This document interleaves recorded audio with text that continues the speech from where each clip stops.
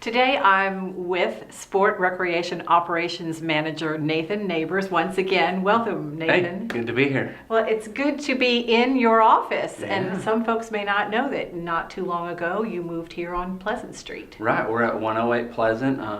We're actually at the intersection of Church and Pleasant Street. It's a house that was built in 1928. The A&P on it, and this is where we're at. And there's a sign out front, but 108 Pleasant's where to go.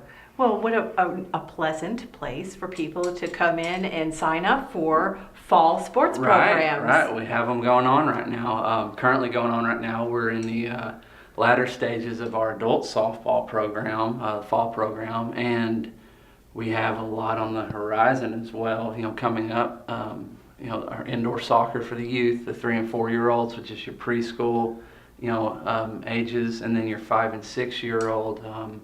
Which is your kindergarten, first grade group ages, and we start sign-ups here in October, and sign-ups run to the end of November, maybe the first week of January when they get back from Christmas break, and then we start playing at the end of January. And that's so much fun to observe, those little ones playing soccer. And a lot of times it's their first sport to play, so we really emphasize development and inclusion, and as well as creating a safe environment for the kids that they feel safe to run around and play and have fun and wear themselves out. And it's more about being a good sport than it is That's about right. the score. That's right. We do not keep score. However, I'm sure people in the stands do, and that's on them. But our main focus is inclusion and introducing them to a good atmosphere to play sports. So. And it's a team sport that a lot of parents sign their kiddos up for every year, right? That is true. Very popular. It reaches capacity each year. This year we're looking at expanding and offering more sites to play, like as far as extra gyms. So we're trying to team up with the Hot Springs High School, the school district, as far as allowing us to utilize their gyms on Saturdays, because we have had such an increase in participation over the years. And it also feels a nice lull in the wintertime when maybe not a lot is going on in January. Right. And there's not, that's the other thing, is the weather does not really get in the way of that, as far as it can be cold outside. Well, we can still play because the gyms are warm. And at 3 and 4 and 5 and 6, they're really still too young to play basketball or football. And this is one where the kid can literally run, get out on the court, run.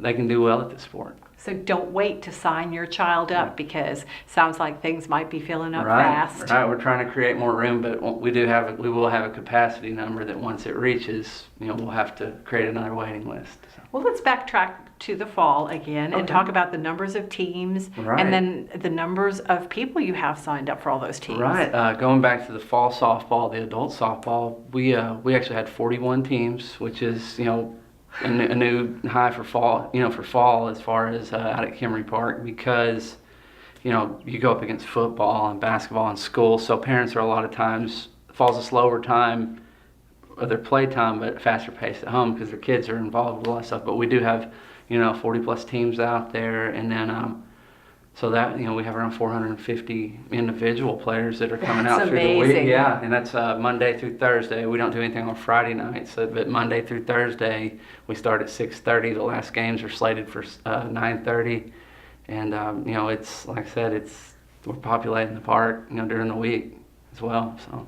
Well, you're certainly utilizing those great new ball fields. Mm-hmm. They have been it's been a big advantage to us as far as programming goes, but as far as the locals, they love them.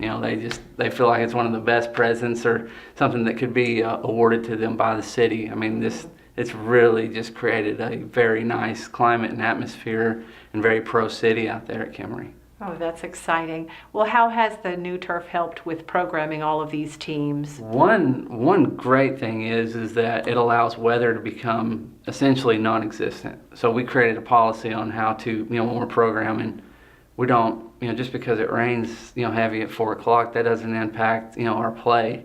So our schedules really stay true, and that's a big thing for, someone to say, hey, I'm going to be doing this. I'm going to take 3 months or 2 months out of my time as far as in the evenings and be committed to this one night a week, to where that 2 months that we've scheduled stays 2 months. It doesn't turn into 4, because we did have a very, very wet spring and summer this year, and it really pushed a lot of sports leagues back and even shortened a lot of them because of not being able to play and have safe playing conditions. Well, that's certainly exciting news. Now, are there any unforeseen benefits of the new artificial turf?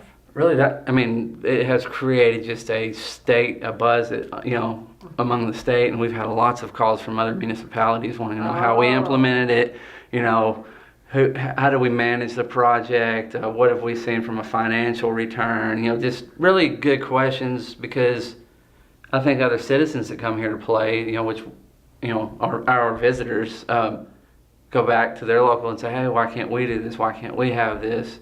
Look how it stimulated that park and just really, regenerated and put Kimry back on the map as an elite, playing facility in the state. So instead of being in last place, so to speak, we're now sort of considered a leader. Right, we are. How great is that? That's right. And, we had a tournament in the last week of August that it brought in 42 teams.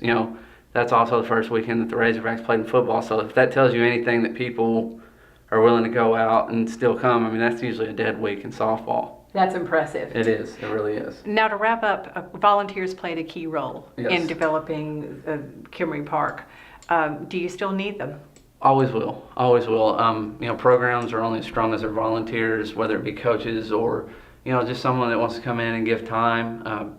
They can reach us here at any time, and we'll be willing to help. But volunteers play such a key role, because they don't want to play, but they want to be involved, there's always a place for them. So good. Always. If they're interested in getting involved, what's a good number to call? 501-318-0472, and that's our office number here. Or you can email me at neighborsin@cityhs.net, and we'll get the ball rolling. And it may be just because we're not currently offering something that fits your strong suit.